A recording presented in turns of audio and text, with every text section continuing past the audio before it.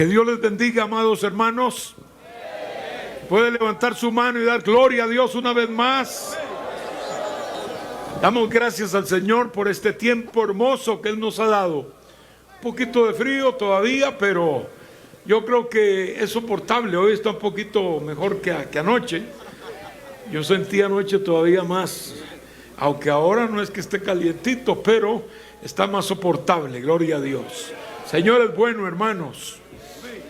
Y me gozo mucho de este tema que han tenido a bien desarrollar estos días, que es el tema hacia la familia, hacia el hogar, hacia el matrimonio. Muy necesario estar abundando sobre este punto, porque sabemos que el enemigo está atacando duramente la familia y el matrimonio. Y lo que nos puede dar una cobertura protectora poderosa es precisamente el Evangelio de Jesucristo. No hay cobertura mayor que esa, la de poder cobijarse con la palabra de Dios y con el temor de Dios al hacer estas cosas y formar la familia. Quiero agradecer a mi querido hermano Reverendo Luis Mesa Bocanegra por estar con nosotros estos días, ya que me ha estado acompañando, lo cual aprecio mucho. Que Dios lo bendiga, gloria a Dios. Y también a mi querido hermano Josué Ascarruz, quien ha organizado este evento que pertenece aquí a Arequipa, y por tener esta visión de vitaminar la familia, espiritualmente hablando, gloria a Dios. Que Dios lo bendiga y le siga dando esos principios hermosos de ayudar al pueblo y de inyectar en la iglesia del Señor el temor de Dios en cuanto al hogar y en cuanto al matrimonio. Gloria al Señor. Dios bendiga al hermano Espejo, Dios bendiga al hermano Eduardo Macías, al hermano Edgar, en fin, a todos los oficiales y presbíteros que están aquí, gloria a Dios. Ellos han venido también para dar su apoyo espiritual y moral en esta actividad, gloria al Señor. No han traído las iglesias porque pues hay muchas actividades en Perú, constantemente hay actividades como esta, gloria a Dios, y pues es lógico que mover toda una área de presbiterio no es un asunto sencillo. Además vienen actividades ya de alcance nacional el próximo año si Cristo no ha venido. Pero apreciamos mucho verles aquí, hermanos, y deseamos que Dios les prospere a cada uno de ustedes, gloria a Dios, y a todo el pueblo del Señor y todos los pastores, el abrazo fraterno en el amor del Señor.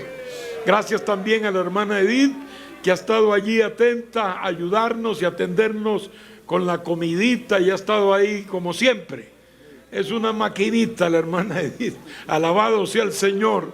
Y obviamente las hermanas que también le han apoyado, siempre un equipo muy dispuesto y muy afable a servir en el Señor. Que Dios les bendiga y les recompense. Cristo vive para siempre. Quisiera hoy, hermanos, entrar a la palabra, gloria a Dios. Traigo el temita, pues que es el mismo tema que ya hemos estado tratando desde el principio, y que también consideré el día anoche, mejor dicho, gloria a Dios. Pero hoy, desde otro ángulo, quisiera compartir, gloria a Dios, en el libro de los Efesios, en el capítulo 5. Igualmente saludamos a todos los oyentes y televidentes que nos siguen por Betel Televisión y todas sus emisoras y toda la cadena de televisión, y también por las redes sociales. Que Dios les bendiga grandemente. Capítulo 5. Alabanzas al Señor. Capítulo 5 de los Efesios, texto muy conocido por nosotros. Voy a leer versículo 25 y luego saltamos al versículo 28 y terminamos en el 31. En el nombre del Padre y del Hijo y del Espíritu Santo. Maridos, amad a vuestras mujeres, así como Cristo amó a la iglesia y se entregó a sí mismo por ella, para santificarla, habiéndola purificado en el lavamiento del agua por la palabra. 28. Así también los maridos deben amar a sus mujeres como a sus mismos cuerpos. El que ama a su mujer, a sí mismo se ama. Porque nadie aborreció jamás a su propia carne, sino que la sustenta y la cuida, como también Cristo a la iglesia. Porque somos miembros de su cuerpo, de su carne y de sus huesos. Por esto dejará el hombre a su padre y a su madre, y se unirá a su mujer, y los dos serán una sola carne. Gloria a Dios. Padre, te damos gracias en esta noche una vez más por esta bendición que nos brindas de poder reunirnos aquí alrededor tuyo, alrededor de tu altar, alrededor de tu palabra y de tu revelación, Padre, para meditar, Señor, sobre estas cosas que tanto interesan a nuestra vida y que también, Dios mío, conciernen a toda persona en este mundo. Porque todos queremos ser felices en el hogar, todos queremos tener éxito en el matrimonio y poder llevar a esa familia también, oh Señor, que va a ser producto de ese matrimonio, a un éxito y a una bendición, tanto espiritual como física y material, Padre. Bendícenos a todos, háblanos, que toda obra del diablo sea reprendida, que todo argumento satánico sea derrotado en el nombre de Jesús, y que tu pueblo reciba de ti, Señor, la bendición que ha venido a buscar. En el nombre de Jesús te lo pedimos, esperando tu ayuda, sin la cual no podemos hacer nada. Amén y amén. Gloria a Dios. Pueden sentarse, amados.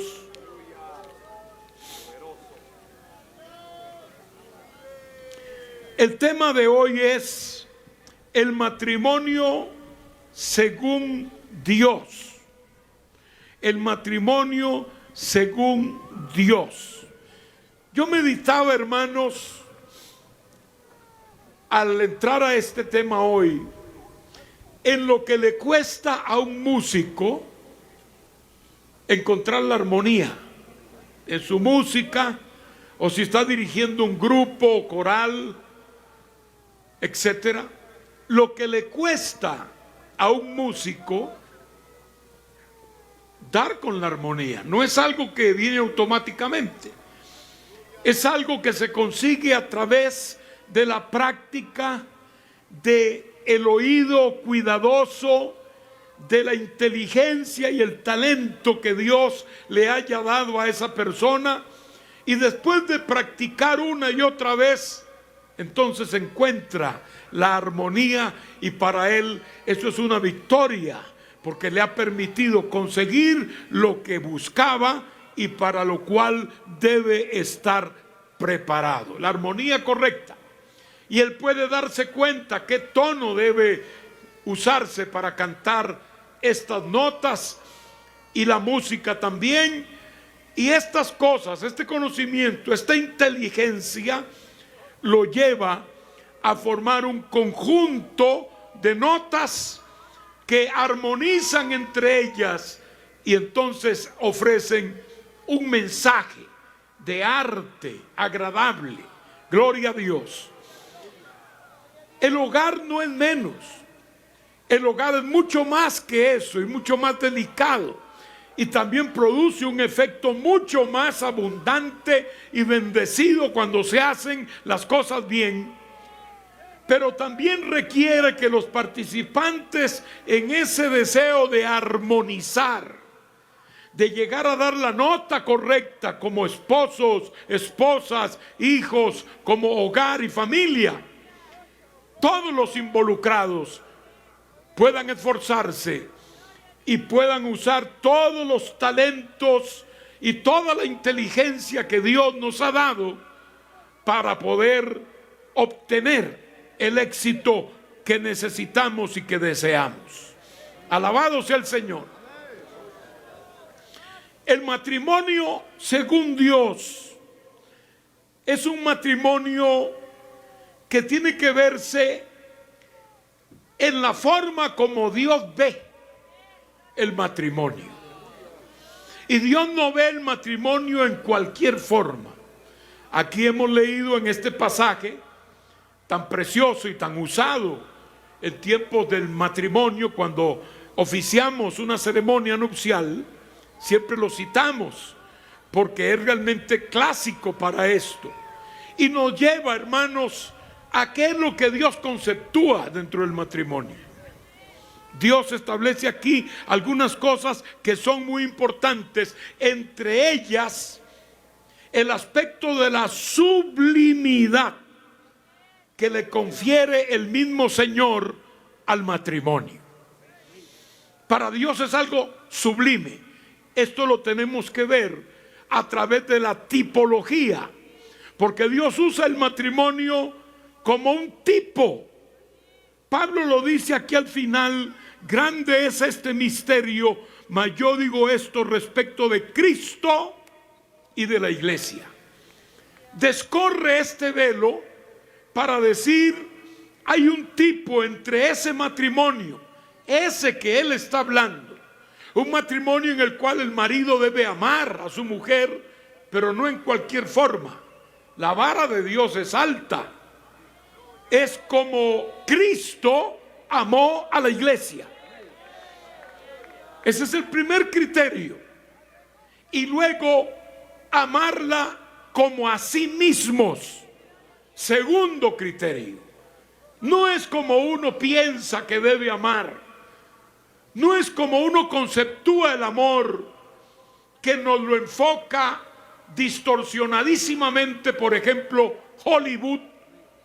No solamente en la exposición de sus películas y de todo lo que produce este nido, que podríamos decir en su mayoría produce es un material perverso, es decir, que pervierte el verdadero sentido de las cosas.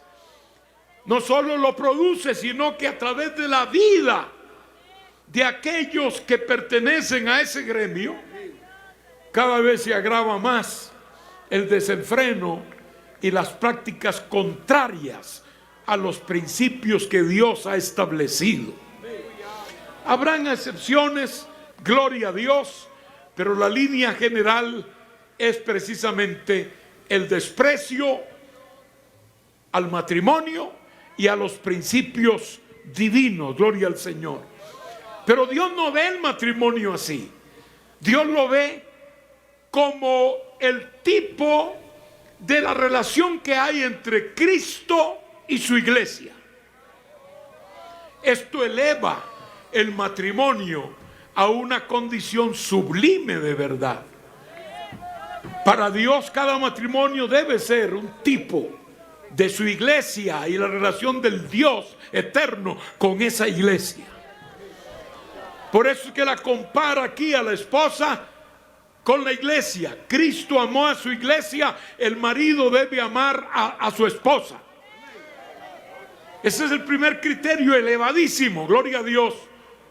Y hermanos míos, este criterio precisamente se enfoca en, primero, el amor verdadero.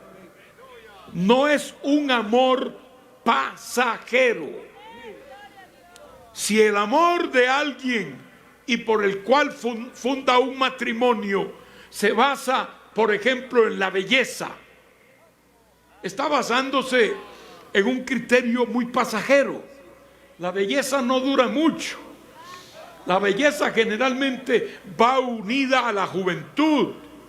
Y cuando la juventud pasa, aunque la belleza exista, pues ya tampoco irradia lo mismo. Ya no es igual. Esa es una realidad que todo el mundo sabe. Es lo mismo que si se basa en la belleza masculina, esos músculos, ese cuerpo triangular, todas esas formas que tiene el hombre fuerte, fornido. Eso es pasajero.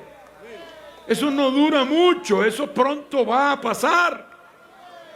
Lo que va a llegar en lugar de eso es la enfermedad, generalmente, los padecimientos, a veces las cosechas de esa exageración de belleza que expusimos en un momento dado, y consecuentemente vienen enfermedades a la vida más adelante. Entonces, si nos basamos en eso, igualmente quedará sin asidero el amor, porque, repito, esas cosas pasan. Pero hay cosas que en lugar de pasar, se ahondan, se profundizan, se maduran. Gloria al nombre de Dios. Es el tipo de amor que produce el mismo matrimonio.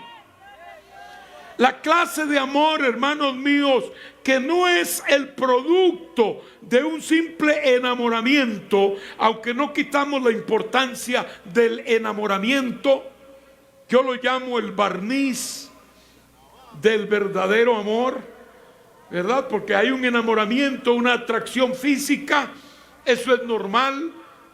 Somos personas físicas y actuamos mucho más en ese plano que en el plano espiritual.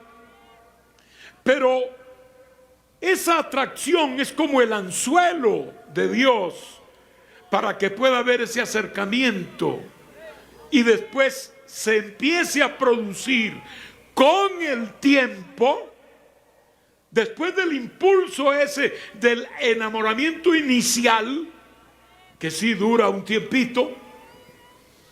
Después de ese, entonces viene el amor matrimonial, que es un amor práctico. Es un amor práctico. Surge como producto del mismo matrimonio y la relación que conlleva. Surge de esas mañanas que usted observa su esposa o su esposo, según el caso. Surge de esos detallitos que no son cosas enormes, ¿verdad? Como tener una casa nueva, como tener un carro nuevo, que son cosas grandes de la vida, pero más bien de lo cotidiano, de lo práctico, que empieza casi en el desayuno en la mañana. Ahí puede haber una actitud que el amor verdadero empieza a ofrecer. Gloria a Dios. Entonces, el matrimonio práctico es el que realmente sostiene la relación conyugal a través del tiempo. El matrimonio produce el amor que sostiene ese matrimonio. Eso quiere decir, gloria a Dios, que el matrimonio es el que, llevándose paso a paso, va produciendo un tipo de amor que ya no es simplemente el enamoramiento, aunque usted siga enamorado de su esposa y encandilado por su esposo, según el caso, ella y él, gloria a Dios. No obstante, ese amor va a producir o va a dar lugar a otro, que es, repito, el amor que va produciendo la misma relación de la pareja, toda la relación humana de esa pareja. Sea Dios bendecido. Y son las cosas que usted realmente empieza a recordar en el tiempo y que le producen a usted el verdadero amor.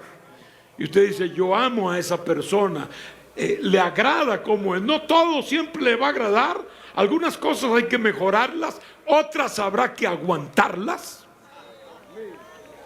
De eso se trata, ¿no? De ceder un poco para también ganar un poco. No es solo que uno diga: no, yo quiero que tú te engranes bien conmigo. Eres tú la que tienes que ceder o tú el que tienes que ceder. No, son los dos. Ese es el engrane del... Ahí es que produce el matrimonio ese amor que permanece. ese amor capaz de que un hombre se sacrifique toda su vida por su esposa y sea capaz de entregar su propia vida por ella. Porque así es como Cristo amó a la iglesia. Cristo no amó a la iglesia porque ella fuera muy bella simplemente, aunque para Él somos lindos, gloria a Dios. Pero no, el Señor no es ese el enamoramiento que inflamó el corazón del Señor para entregarse, porque ni siquiera creíamos en Él.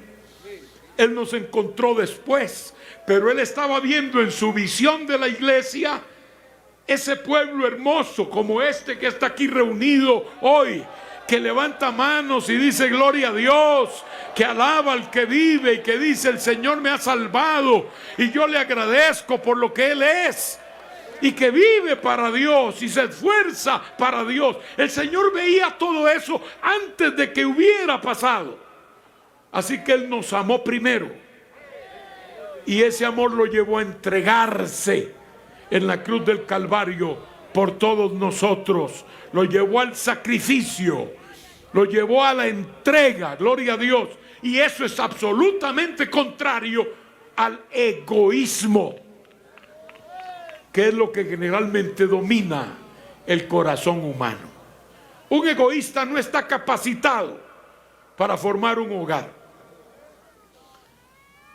Es un alma que no está capacitada para formar un hogar. El hogar es un lugar de entrega mutua, es un lugar de sacrificio mutuo, de esfuerzo mutuo. No vienen las cosas al azar o porque tienen que venir, sino porque son llevadas a su cumplimiento. Es decir, la misma relación de ese matrimonio va produciendo amor, más amor, mucho amor, permanentemente amor, porque esa relación madura y se enriquece. Ese es el plan de Dios y así es como Dios ve el matrimonio. Lo ve con sublimidad.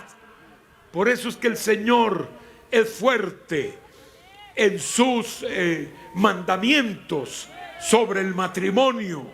Por eso es que el Señor ama el matrimonio y no acepta atajos inventados por el hombre, sino aquellos principios que el Señor ha establecido en su palabra. El otro punto es que, como dije al principio, la vara o medida de Dios es importantemente alta. Esta vara de la medida de Dios no está bajita, donde usted hace así en un saltito y ya la pasó. No, la medida de los criterios divinos están bastante alta. Está suficientemente alta como para no menospreciar que se necesita esfuerzo. Eso no viene por sí solo. Para hacer un esfuerzo se necesita ver, calcular y entonces encontrar la forma, encontrar por qué camino se llega allí a esa medida que Dios quiere. No es automático, por eso es que el matrimonio también debe ser tomado con plena conciencia. Algo que esté claro, que el que se va a casar sepa lo que está haciendo. Porque en el matrimonio se va a necesitar inteligencia además de esfuerzo.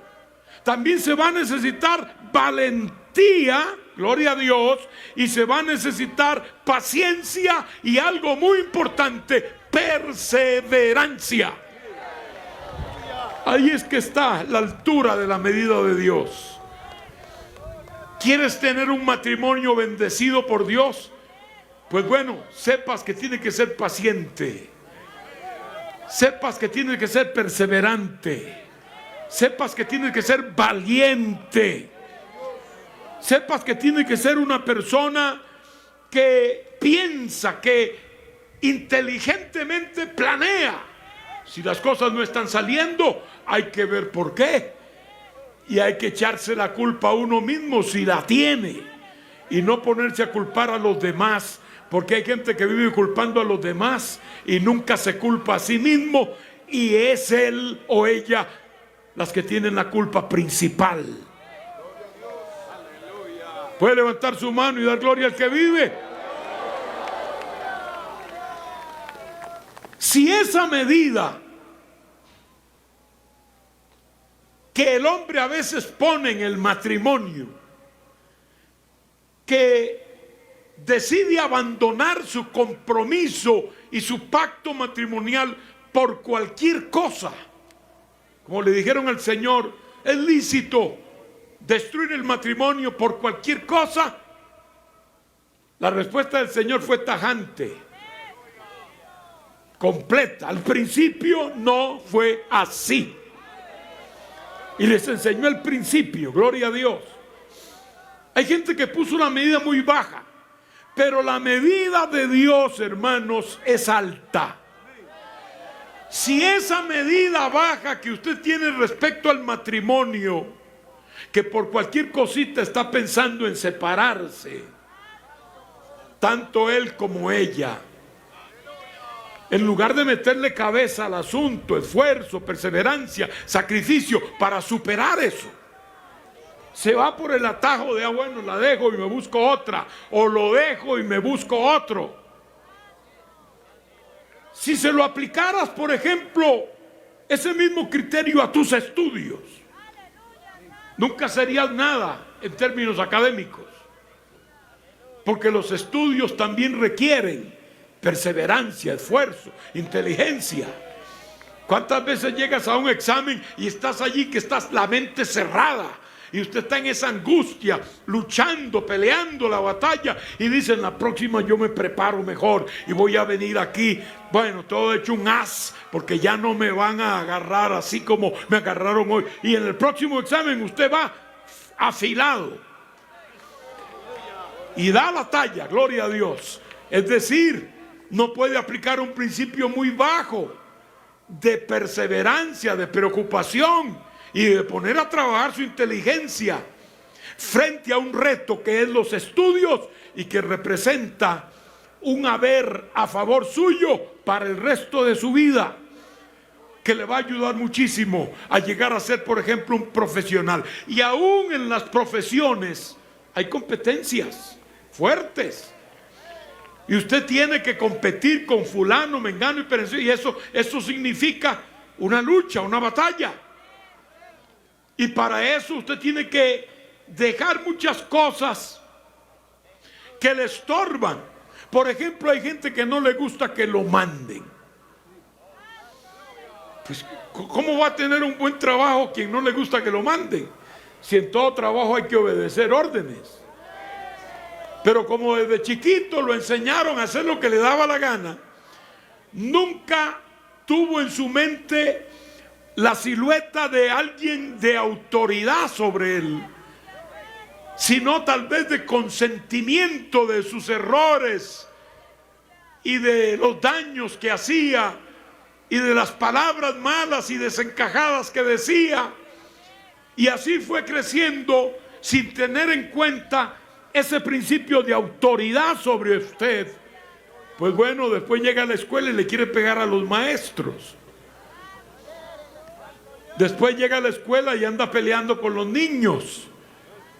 Y si le dicen algo, llega donde el papá y dice, ya no vuelvo más a esa escuela.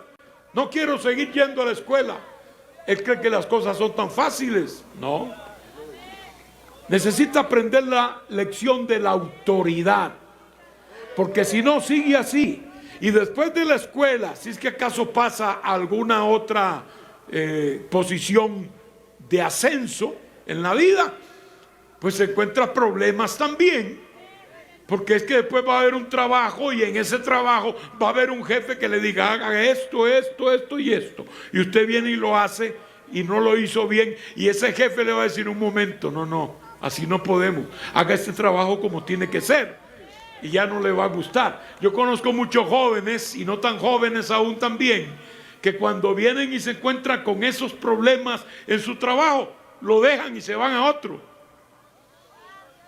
Pero después llegan a un punto en que ya no se puede andar brincando de aquí para allá, porque te preguntan: ¿dónde trabajaste los últimos 2 años? En 10 lugares. Mire, cualquiera que esté buscando personal y que sea entendido e inteligente, le dice: no, mejor no hay plaza, lo sentimos. Lo mandan a otro lado. Porque le van a decir: con solo eso de que andas en 10 lugares en 2 años, pues quiere decir que no eres un empleado o una persona que pueda asimilar bien lo que es estar sujeto en un trabajo y producir conforme se espera que produzcas. Ese mismo sujeto después se casa y ahí viene el mismo problema, porque lo ha acompañado. De allí la importancia de oír la palabra de Dios desde que somos niños. Y si acaso no tenemos el privilegio de oír la palabra en una iglesia, por lo menos haber sido instruidos conforme a algunos principios que son básicos. Por ejemplo, el principio de autoridad es algo que todo el mundo debe aprender desde su niñez. Y no necesariamente en una iglesia, pero debe aprenderlo. Cristo vive para siempre. Quiere decir que en ciertas cosas que hay que alcanzar y que se quiere tener éxito en ellas, no se puede poner la medida muy baja, porque entonces se daña y no va a estar adecuado para otras metas superiores, como las hay en la vida. Todos tenemos metas en nuestras vidas y para poder llegar a ellas necesitamos estos principios de la perseverancia, la paciencia, la lucha, el sacrificio. Sin ellos no vamos a ningún lado. Aplícalos, por favor, a tu matrimonio. Aplícalos a tu hogar. No te brinques por el primer portillo que encuentres. No, pelea como un hombre de Dios, como una mujer de Dios en el caso de ellas. Hay que pelear por nuestra familia, por nuestro hogar, por nuestro matrimonio. Hay que luchar. Tenemos un enemigo que se llama el diablo. El Señor lo reprenda. Pero más grande es el que está con nosotros. Y Él nos dará la victoria. Bendito sea el Señor. Cristo vive para siempre.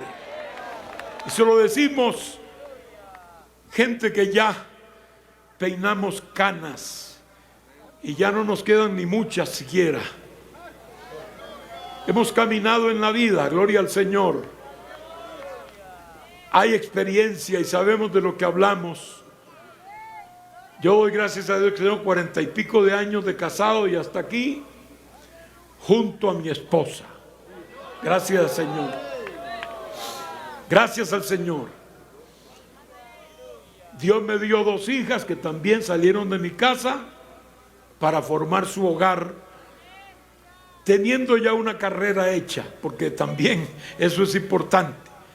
Hay muchachos, hay jóvenes que están deseando llegar a 18 para salir del paraguas de sus padres corriendo, lo más rápido que se pueda salir. Es triste eso, pero eso sucede, porque los padres no han sabido proyectarles a ellos lo que realmente valen estas cosas en la presencia de Dios. Bendito sea el Señor. Ahora, en el Viejo Testamento, el concepto sublime del matrimonio se ve muy bien plasmado. Como vimos ayer, ¿verdad? En el principio, en el caso de Adán, gloria al Señor, cuando se revela allí, gloria a Dios, la forma tan hermosa como ese matrimonio se constituye. Y era un matrimonio hecho por Dios, aprobado por Dios. El concepto del matrimonio como una relación sublime en la presencia de Dios lo vemos en toda la escritura desde Génesis. ¿Usted sabe dónde es que aparece el primer adúltero?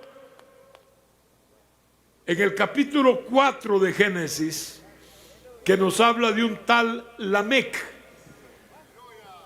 que aparece con dos mujeres. Él fue el que inauguró esa cuestión de la infidelidad matrimonial y de la poligamia también, porque en el principio esas cosas, ese concepto no está en el principio. No es un principio del matrimonio. El principio del matrimonio era un Adán para una Eva.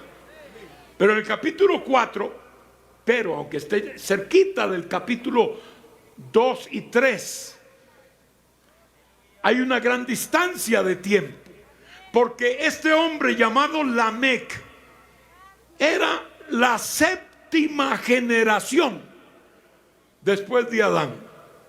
Estamos hablando de muchos años.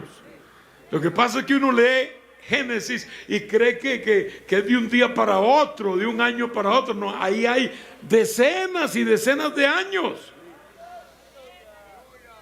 Lamec era de la séptima generación.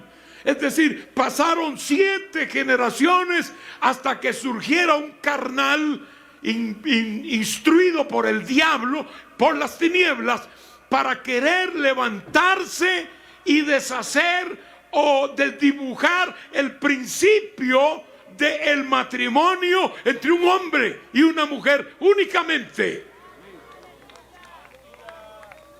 Quiere decir que el principio divino perduró un buen tiempo, porque Dios lo considera, repito una vez más, algo sublime.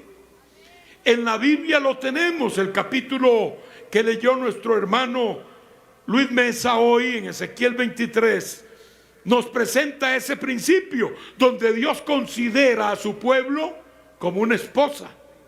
Y lo vemos en la palabra, en el mismo libro de Isaías capítulo 54. Dios se presenta en una forma muy preciosa, muy linda, casi muy romántica, diríamos, acerca del pueblo de Israel, trayendo esa ilustración como si fuera Israel también su esposa querida, gloria a Dios. Tal vez la forma más dramática la vemos en el libro de Oseas, cuando el propio matrimonio de este profeta Oseas resulta ser una lección objetiva, en la cual Dios exhorta al pueblo a la fidelidad, basándose precisamente en un problema matrimonial que el profeta Oseas confronta, precisamente instruido por Dios para llevarlo a ese punto, aunque Oseas no lo sabía. Cristo vive para siempre. Quiere decir que desde el Antiguo Testamento ya ese concepto existía. Y en el Nuevo, pues ni hablar. La iglesia es la esposa de Jesucristo. Esa es la desposada con el Cordero. Alabado sea Dios. Y es la iglesia la que está esperando un día maravilloso y especial cuando se lleven a cabo las bodas del Cordero. Esto no es cualquier cosa. En la mente de Dios, la figura del matrimonio sigue siendo algo hermoso, sublime y maravilloso. Alabado sea el nombre del Señor. Ahora bien, el matrimonio, en términos históricos, bíblicos y proféticos, lo tenemos delineado en la palabra. Como ya dije, el primer adúltero fue Lamec, pero fueron 7 generaciones desde Adán.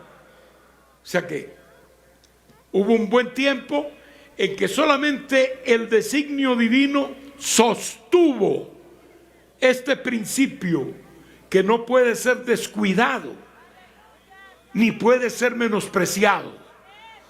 Dios no quiere un hombre con 3 esposas ni con 4. Algunos dicen, pero algunos hombres bíblicos tuvieron muchas esposas como el rey David. Sí, pero no eran hombres de Dios ministerialmente hablando.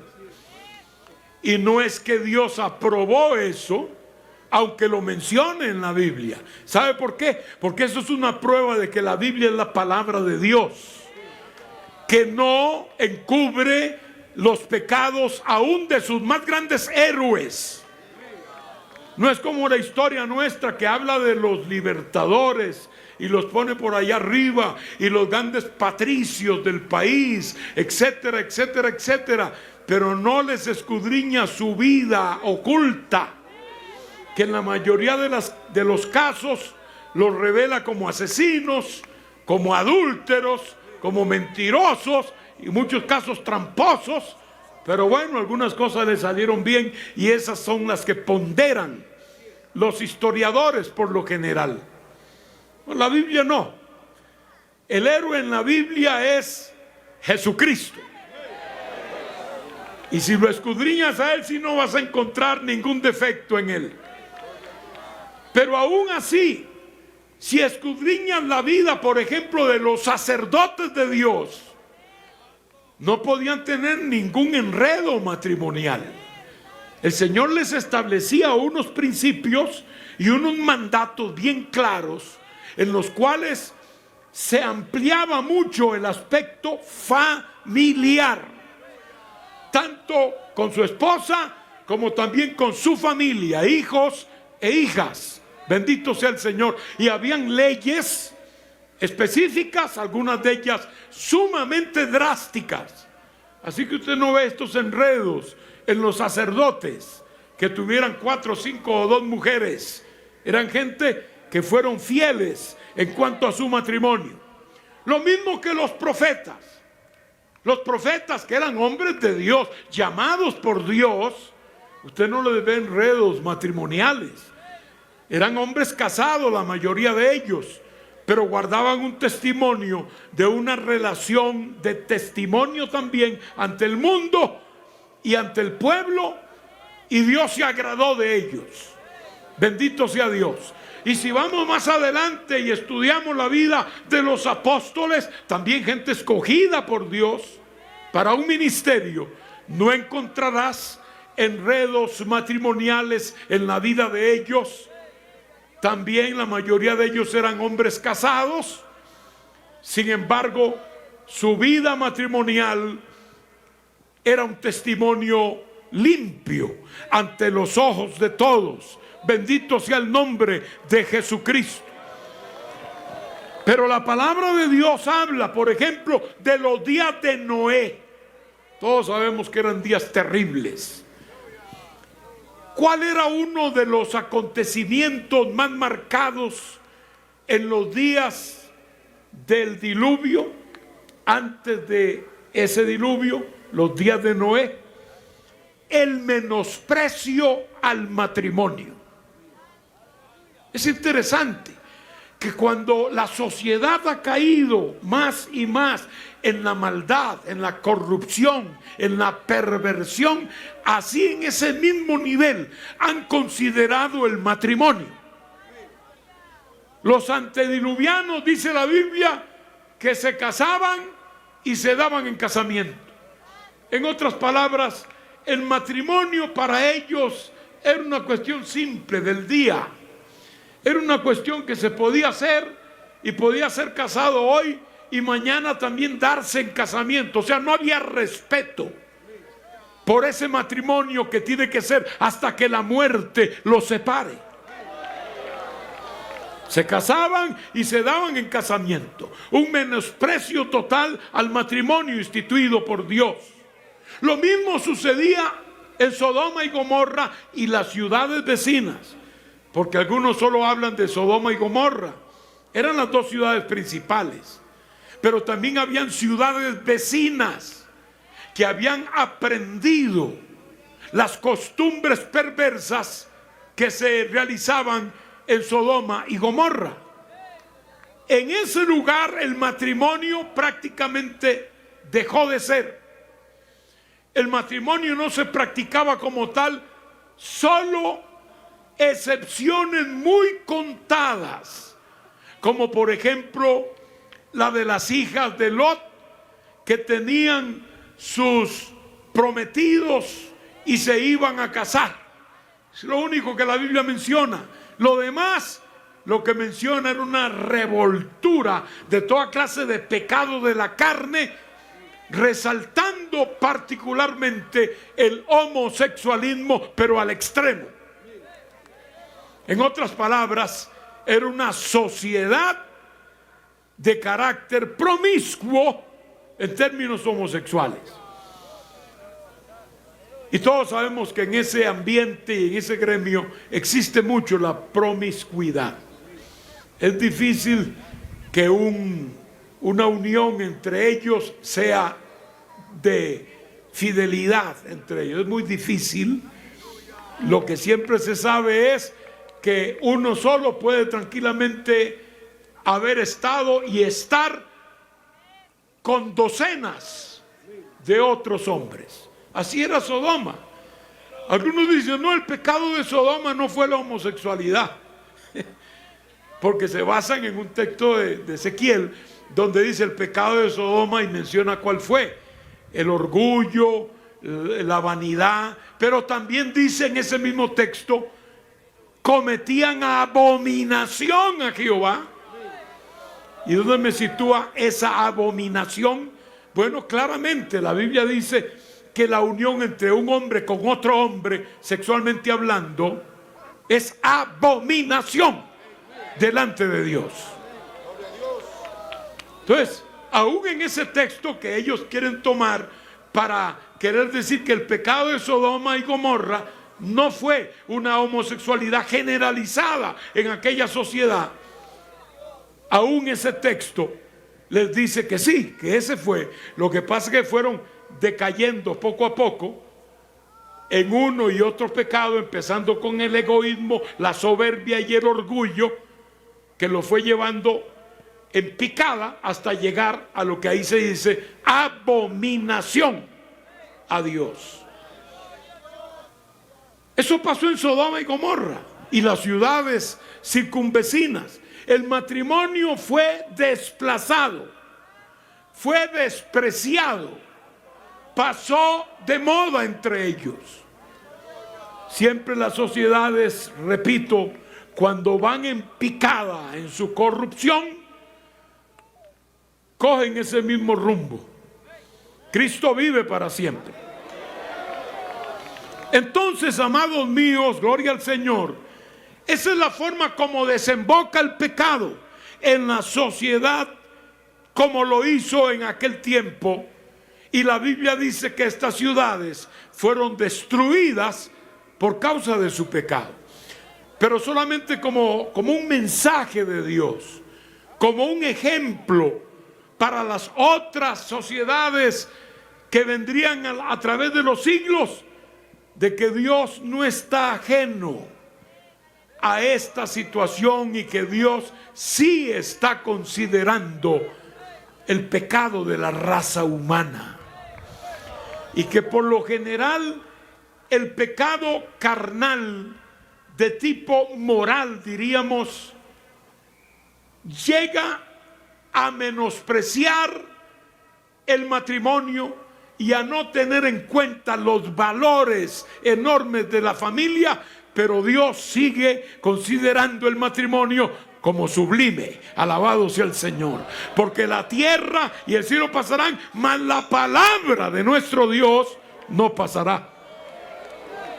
No importa cuánto diga la sociedad, no importa si el mundo dice no más matrimonio, que hacia allí es que vamos. Les hablé en términos de historia bíblica y también de profecía bíblica. Y es que la palabra dice, por ejemplo, para leerles uno dentro de los muchos pasajes, en Primera de Timoteo capítulo 4, pero el Espíritu dice claramente que en los postreros tiempos algunos apostatarán de la fe, escuchando a espíritus engañadores y a doctrinas de demonios, por la hipocresía de mentirosos, que teniendo cauterizada la conciencia, prohibirán casarse. está hablando en términos proféticos del carácter de la gente en los últimos tiempos. Los postreros tiempos son estos que vivimos. Nadie necesita investigar mucho para darse cuenta que estos son postreros tiempos. ¿Y cuándo empezaron los postreros tiempos? Empezaron desde que Cristo vino a la tierra. Simplemente porque ya después de la revelación de Jesucristo en este mundo, ya no hay algo mayor que eso. Es decir, Dios no puede hacer algo mayor que eso en bien de la humanidad. Cuando dio a su Hijo unigénito, y dice el apóstol Juan en el capítulo 3 de su libro, porque de tal manera amó Dios al mundo que dio a su Hijo unigénito, para que todo aquel que en Él cree no se pierda, mas tenga vida eterna. No hay algo mayor. Dios nos dio lo mayor que tenía. No puede haber una revelación más sublime, más grande, más inclusiva de verdad que esa de que Cristo haya venido a la tierra. Y allí empezaron. Por eso que dicen los hebreos que Dios, habiendo hablado en tiempos pasados a través de los profetas, en estos postreros tiempos nos ha hablado por medio de su Hijo. Quiere decir que postreros tiempos son desde que Cristo vino a la tierra. Todavía estamos en esos postreros tiempos. Lo único que ahora estamos en los últimos de esos postreros tiempos. Entonces la sociedad se encamina proféticamente no solamente a despreciar y menospreciar el matrimonio, a pretender sacar los principios del matrimonio en la raza humana, sino a prohibir el matrimonio en futuros próximos, si el Señor se tarda un tiempo más. Prohibirlo. Yo me imagino, ¿y de dónde saldrá esto? Porque uno dice, ¿cómo es posible que lleguen a prohibirlo, el matrimonio? Bueno, ya ustedes saben que hay mucha discusión ahora sobre matrimonio, y hay matrimonio según la mente desquiciada del ser humano, gloria a Dios, que creen que pueden llamarle matrimonio a cualquier cosa. No, la palabra matrimonio es exclusiva para la unión de un hombre y una mujer que se aman y se prometen y hacen un pacto entre ellos de amarse toda la vida. Eso sigue siendo el matrimonio hoy como lo fue antes. Alabado sea el nombre de Jesús. Pero el hombre vive inventando que se puede casar un hombre con un árbol, que se puede casar el hombre con un animal, que se puede casar el hombre con la tierra, con la naturaleza, con el mundo, con la tierra. Son unas aberraciones que, si no viera uno la gravedad de eso y las consecuencias, le daría hasta risa. De verdad que le daría a uno hasta risa. Y pensar que hay mucha gente importante e inteligente que acepta eso como si fuera la gran revelación del siglo XXI. Hay una situación, hermano, de desacomodo social ante el matrimonio. Empezaron a menospreciarlo hace mucho tiempo, queriendo poner el matrimonio como algo fracasado, como algo que no tiene futuro. Pues búsquelo en la iglesia de Jesucristo y va a encontrar matrimonios de 20, 30, 40, 50 años y hasta más. Y van a encontrar matrimonios que se están haciendo hoy en día y formando entre jóvenes cristianos que saben lo que están haciendo porque han orado, han buscado a Dios, no se han dejado llevar por la corriente de la vida y hacen las cosas en forma seria. No es que se van a casar porque fornicaron antes y ya hay un embarazo y hay que ver cómo se emparapeta el daño. No. Es gente que se va a unir en amor de verdad, que se aman y que van a formar una vida que antes eran dos, pero ahora es uno solo. Ese hombre y esa mujer, para formar una familia también que está inmersa allí. Cristo vive. Por eso es que la palabra matrimonio presenta en primer término a la mujer. La mujer es la que tiene matriz. Y por eso la raíz de la palabra matrimonio es esa, matriz. No puede haber un matrimonio donde no hay una matriz. Si no, ¿a dónde vas a dar a luz? Y si el matrimonio entre dos hombres es tan natural, decía un cómico con una sonrisa sarcástica, pues bueno, que tengan naturalmente sus hijos, pues. Pero no puede, porque un hombre no va a quedar embarazado nunca. La palabra matrimonio habla de matriz y de un aporte de alguien que ofrece lo que se llama un patrimonio, que es lo que ese hombre puede producir en su vida de unión matrimonial para esos hijos que luego vendrán. Alabado sea el nombre de Dios. Entonces, la misma palabra etimológicamente hablando no calza en una unión donde no esté presente una verdadera mujer, no hecha mujer, sino una verdadera mujer que ha nacido como mujer y un hombre que también ha nacido como hombre. Lo demás es perversión, es torcer el principio recto que Dios ha establecido. El mundo sigue ese rumbo hoy, hermanos, porque quieren destruir el matrimonio. De hecho, hay un indicio bíblico precisamente en el libro de Daniel, gloria a Dios, en el capítulo 11, donde se habla de algunas características del anticristo que resultan de un tipo que aparece allí, que primero lo presenta como un rey, que no es el anticristo, pero después como que descorre el velo y se puede ver que está hablando de otro, además de ese sujeto que está presentando. Y por la característica que menciona, es obvio, para los que conocemos la escritura, que está presentando un rasgo del anticristo. Y ese rasgo es que no tendrá ningún amor o reverencia por el Dios de sus padres. Es muy interesante eso. El anticristo será ateo, no tendrá ningún Dios, pero tendrá que reconocer al Dios que lo va a mandar al lago de fuego al final. Gloria a Dios. Y luego añade: ni hará caso del amor de las mujeres. Esto para un hombre normal pues es una gran desgracia, ¿no?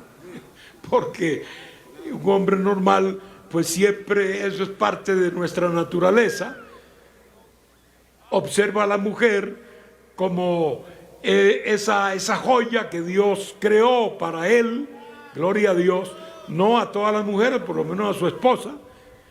La conceptúa dentro de las mujeres en ese papel hermoso, gloria a Dios. Así que si se habla de alguien que no tiene cuidado del amor de las mujeres, pues bueno, ya ustedes sabrán de qué está hablando. Que usted venga a un sujeto que nunca tiene una novia y que ya tiene 25 años y usted lo ve solo con hombres, andando con muchachos y fiestando por ahí con muchachos y jugando con muchachos. Nunca se le conoce una novia. En otras palabras, usted dice, parece que no le atraen las mujeres. ¿Cuál es la conclusión? Bueno, que es una persona homosexual. Porque el homosexual pues no le gustan las mujeres, ¿no? Es como el eunuco de la antigüedad.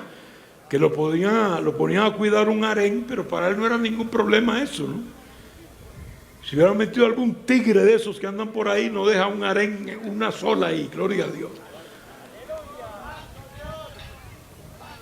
Pero ponían eunucos, porque los reyes tampoco eran tontos, ¿no?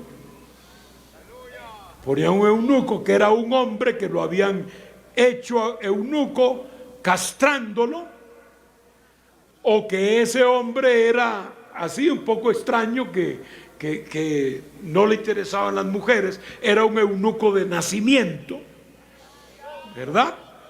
Esos eunucos nunca se desnucaban, porque hay quienes se dicen eunucos, pero a la hora de la hora se desnucan, ¿no?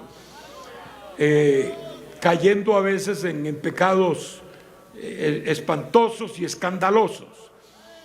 No, el orden de Dios es que haya una atracción entre un hombre y una mujer, especialmente en su juventud, aunque pueden casarse viejitos, viejitas, jóvenes. Lo que no pueden casarse son niños, porque los niños obviamente no han madurado, no han desarrollado su vida psicológica y aún su vida física como para poder tener un matrimonio, etcétera, etcétera, etcétera. Todos sabemos muy bien eso, que para el matrimonio se requiere madurez.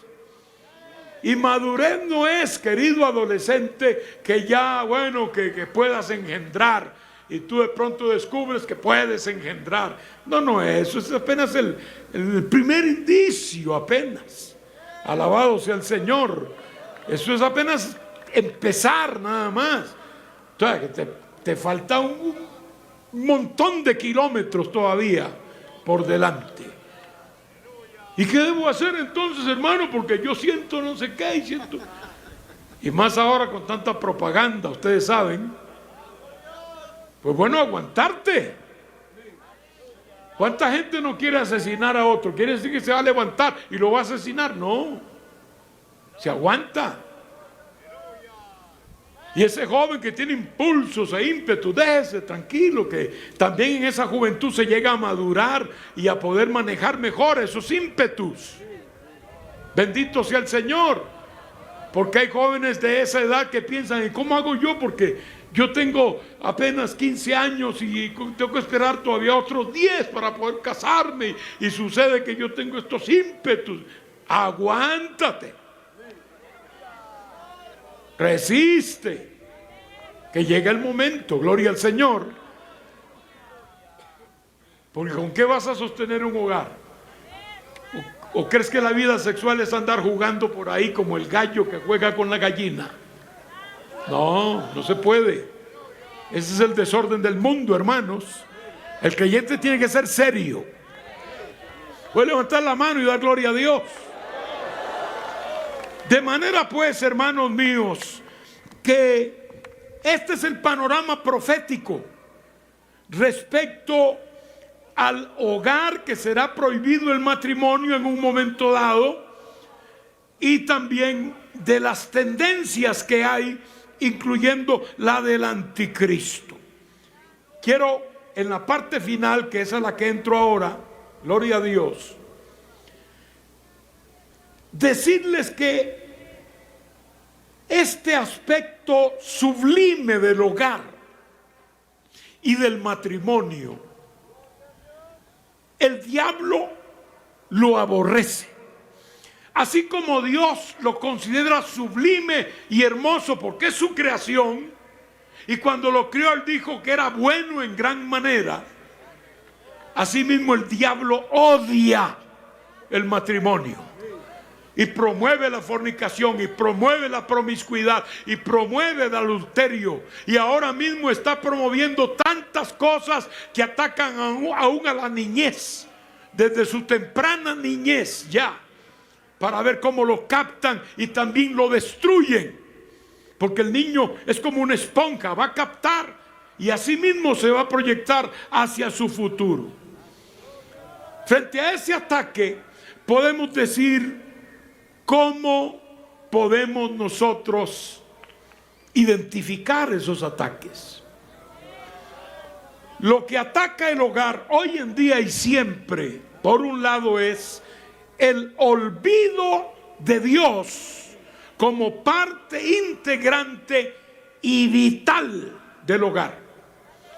No es que lo tengas por ahí como un recuerdo y digas, si yo creo en Dios. No, es que sea parte integrante de tu hogar. Y no solo parte integrante, que sea vital su presencia, que sin Él usted sepa que no puede construir un hogar. Alabado sea el Señor. También existe, hermanos, y esto es terrible, una falta de voluntad, de compromiso. Hoy en día, como se ha tomado así las cosas del matrimonio y del hogar, se llega a esa condición o situación de persona casada sin una mentalidad clara del compromiso. Volvemos a la misma medida de la vara de Dios. La bajan tanto y tanto que no hay compromiso. Vive tu vida y yo vivo mi vida, se dicen entre ellos, y llegan a acuerdos verdaderamente espantosos en el que cada quien vive su vida sin ningún tipo de compromiso. El verdadero matrimonio tiene el compromiso de que hay que amar a su esposa como Cristo amó a la iglesia, y como a tus mismos cuerpos hay que amar a la esposa. Es decir, nadie se hace daño a sí mismo, y también indica que si le haces daño a tu esposa, te haces daño a ti mismo. Lo otro es el aspecto de la comunicación, que es esencial en todo hogar. Y yo creo que para el cristiano le resulta más fácil esto de la comunicación, porque tenemos tema de qué hablar y de qué comunicarnos. Nosotros siempre tenemos tema, gloria a Dios. Nunca vamos a llegar a la casa sin que haya un tema, sin que esté reverberando en nuestro corazón alguna de las cosas y experiencias que hemos pasado con Dios. Siempre habrán cosas, y también hay que comunicar otras que son personales, que te pueden preocupar. Habla libremente, establece una línea de comunicación con tu esposa, con tu esposo, porque es esencial. Acuérdense que hay que guerrear, hay que batallar, y una guerra sin comunicaciones no va a ningún lado. Eso es esencial, tanto como los alimentos de los soldados, las comunicaciones. Comunícate. Aquí podríamos hablar sobre esto mucho más, pero solo quiero dejar esa parte ahí y pasar a lo último, que en muchos casos hay personas que llegan al matrimonio con una ausencia de un modelo de hogar amoroso, estable, precisamente por el fracaso en esa área de sus propios padres. Y llegan pensando que es así, que el hogar es así, que tiene que ser así, tan falto de amor, tan lleno de discusiones y de peleas, de fricciones fuertes entre los dos, a veces amenazas hasta de muerte, de dejarse mutuamente, y ese niño está allí absorbiendo todo eso y creciendo también al mismo tiempo, y llega luego a su propio matrimonio, y eso en alguna medida, y a veces en mucha medida, le afecta. No lo capacita para ver en el matrimonio realmente un estado feliz, un estado hermoso. Bendito sea el Señor. Yo testifico, igual que muchos de mis compañeros, y ya hemos oído testimonios aquí, que el matrimonio sí es para gente seria, es para gente perseverante y que sabe luchar. Pero lo más lindo que hay, gloria al Señor, el sentir que tu matrimonio ha funcionado, que has levantado tus hijos, en el caso nuestro, que ya hemos avanzado bastante tiempo, gloria a Dios, y ya estamos otra vez en nido vacío en la casa. Cristo vive, porque ya nuestras hijas se casaron y se fueron de la casa. Gracias a Dios no quedaron muy lejos, pero Es lógico, ¿no? Hay una crisis que se llama esa, la crisis del nido vacío. Pero también se hace frente a todo eso con la alianza del Señor. Y uno mira para atrás y ve todo lo que Dios ha hecho y cómo Dios lo ha llevado y le ha dado la victoria paso a paso, aunque sea un general de 1000 batallas. Porque sí hay batallas que hay que enfrentar con la ayuda de Dios. Hermanos, podemos declararnos victoriosos.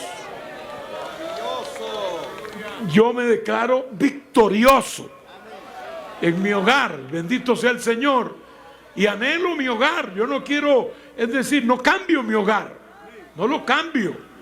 Si alguien me dice, ¿quieres estar en un hotel 5 estrellas o en tu casa? Yo digo mi casa. Aquí un hotel 5 estrellas es cómodo, es hermoso y todo lo demás, pero bueno, la casa es la casa.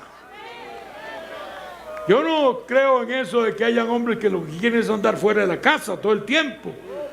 Y andan por allá afuera y comen allá afuera y viven allá afuera. Y a veces no quieren ni llegar a la casa, esperando que se duerma la compañera para entonces llegar ellos. No, hermanos. Disfruta a tu esposa, disfrútala. Disfruta a tus hijos. Y si ya pasaron tus hijos, bueno, disfruta a tus nietos. Yo en lo personal disfruto enormemente mis nietos y nietas.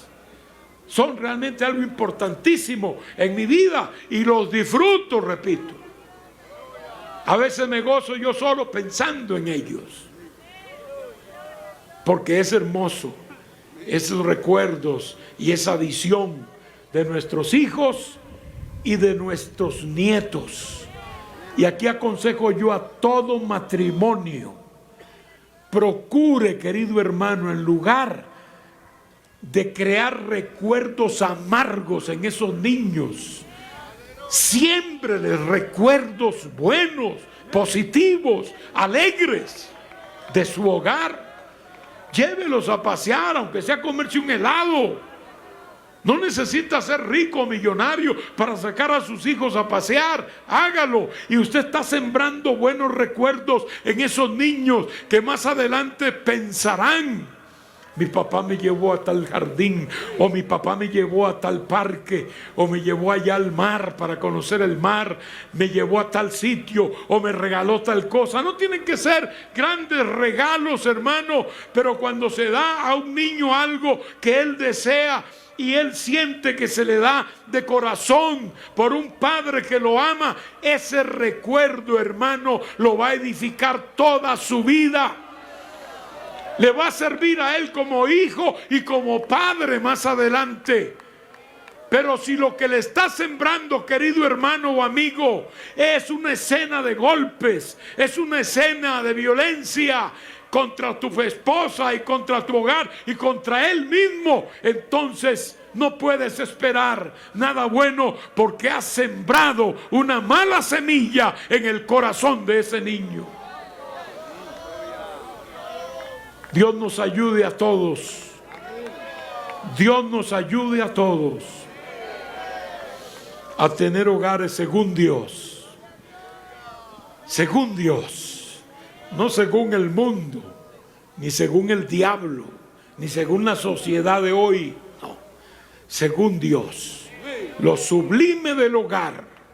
Lo maravilloso del matrimonio. Bendito sea Dios. Estemos de pie, hermanos.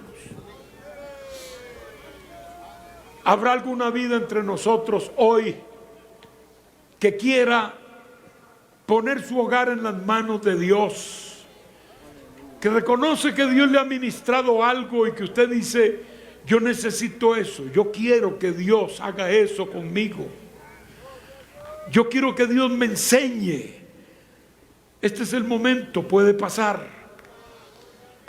Hay vidas pasando y aprovecho para invitar a los que nos oyen y nos ven por los medios de comunicación. También puedes hacerlo ahí en tu hogar. Dios te oye, Dios te mira. Yo no he hablado una palabra de hombres, he hablado una palabra sustentada en la Escritura. Son cosas, son principios. La Biblia abunda en estos principios hermosos y poderosos, que son los que mantienen hasta hoy la sociedad existente. el principio de Dios de crecer y multiplicar y llenar la tierra sigue vigente. Gloria a Dios. Pon tu hogar en las manos de Dios. Él sabe lo que puede hacer.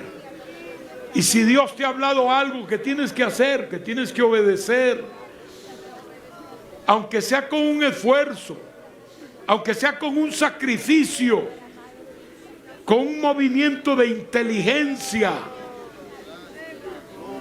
tal vez hasta con la perseverancia que se necesita en el tiempo, esforzándonos y luchando hasta alcanzar esa victoria. Si no has aceptado a Cristo, acéptalo, pasa aquí al frente y pídele perdón al Señor. Yo les hablé de hijos que crecen en hogares destruidos. Le quiero decir que en el Señor también hay remedio para eso. Muchos hogares que han sido un mal espejo para los hijos, después resultan bendecidos por esos hijos que han acudido al Señor, que han acudido como una medicina a ese hogar, para decirle un día, sea con palabras o con hechos, a esa madre y a ese padre: lo que necesitaban ustedes era conocer a Cristo, y yo le he conocido.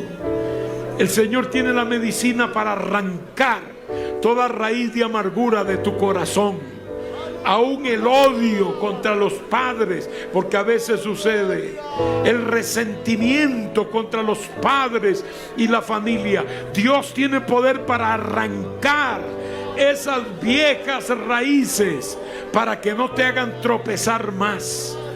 Preséntalas al Señor y el Espíritu Santo va a hacer la obra en esta noche.